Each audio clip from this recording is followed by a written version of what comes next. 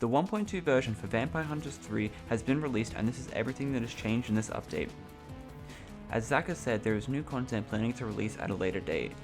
They have just decided to push a minor balance update to help tie things over until then.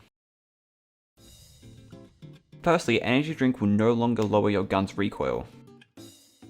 Next, Stake has had the speed debuffs on staked victims to be lowered. Next up, Net has had the amount of keys that requires to escape reduced dramatically.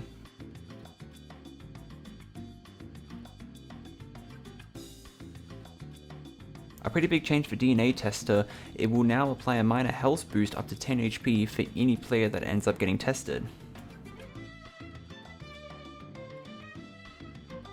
Next, Crucifix has had its detransformation time almost halved.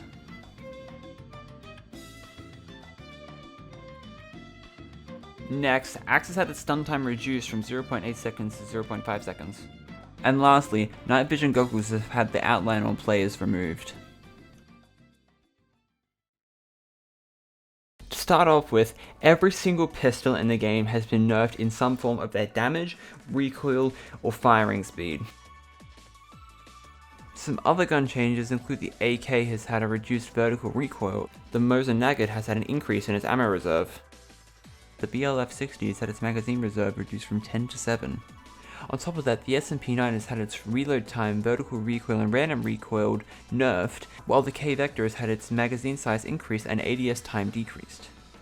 The P90 has received some changes, with an increase in its reload time being offset by an increase in its magazine size and also having a decreased vertical recoil.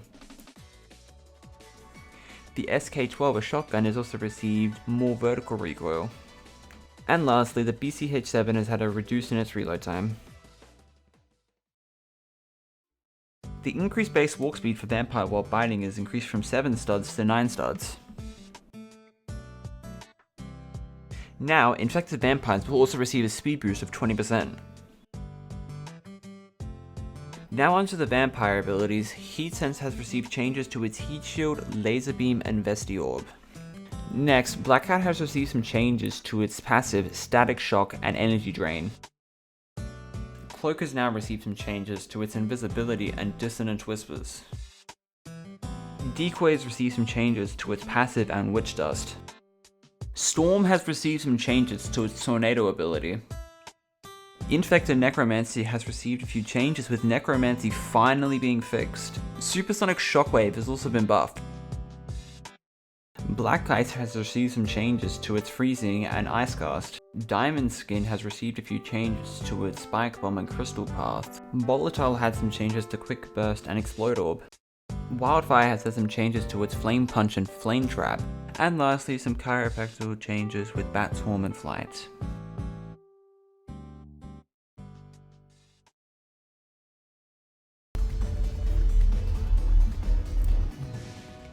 To start off with, on Juggernaut, the Hunters will now start with 0 Lumina energy, they'll have a reduced charging speed for their Lumina, the Lumina counter will no longer stun vampires, a Lumina Punch will have a much reduced stun effect, Lumina Punch will no longer cause Juggernaut vampires to drop victims, the vampire's health is increased to 350 plus the player's multiplied by 100.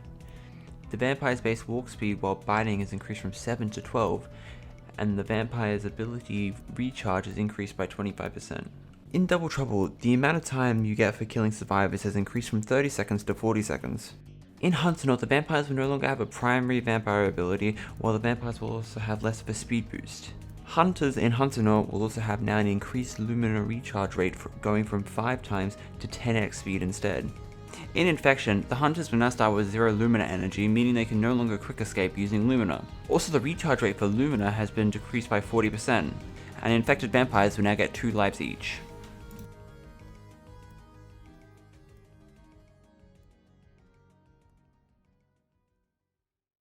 And that's everything in the 1.2 update. As Zach has said, there is more content planning to come out. They have just decided to push a balance change to help things feel a little bit fresh until then. This time they are worried about getting it right so we don't have a repeat of the full release. That's why it's taking so long. Thank you for watching.